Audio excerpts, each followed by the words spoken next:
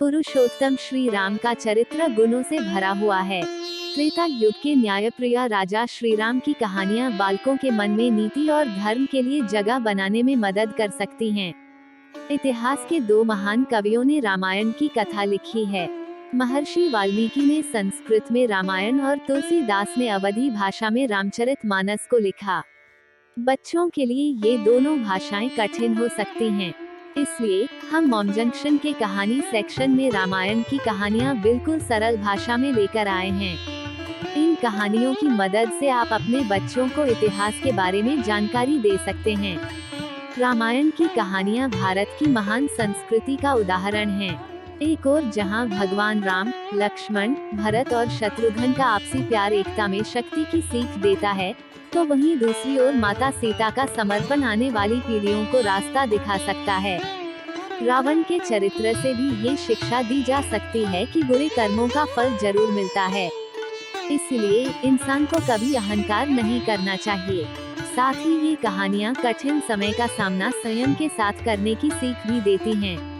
साथ ही रामायण की कथा माता पिता का आदर करना व अनुशासन में रहने की सीख भी देती है।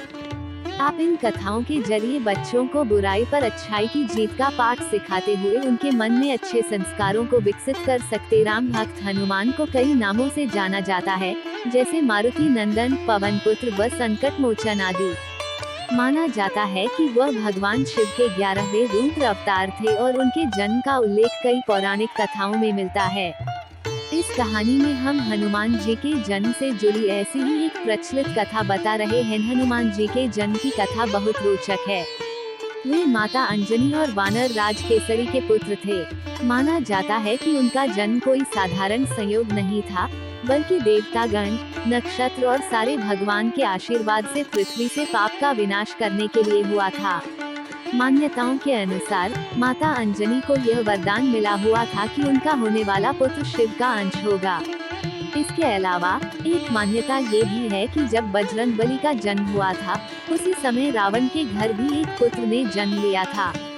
ये संयोग दुनिया में अच्छाई और बुराई का संतुलन बनाए रखने के लिए हुआ था। बात सतयुग की है, जब माता अंजनी एक जंगल में बैठकर पुत्र प्राप्ति के लिए भगवान शिव की पूजा कर रही थी।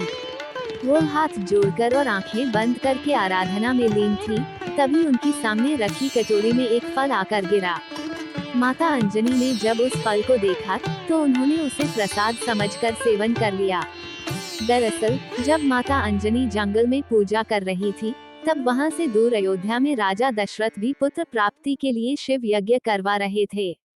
इस हवन के बाद पंडित ने राजा दशरथ की तीनों रानियों को फल दिए, जिन्हें खाने से उन्हें पुत्र प्राप्ति हुई थी। इन्हीं फलों में से एक छोटा सा अंश एक पक्षी उठाकर ले गया, जिसे उसने बाद में माता अंजनी के सामने रख दिया। इस प्रकार भगवान शिव के आशीर्वाद से हुआ था केसरी नंदन हनुमान।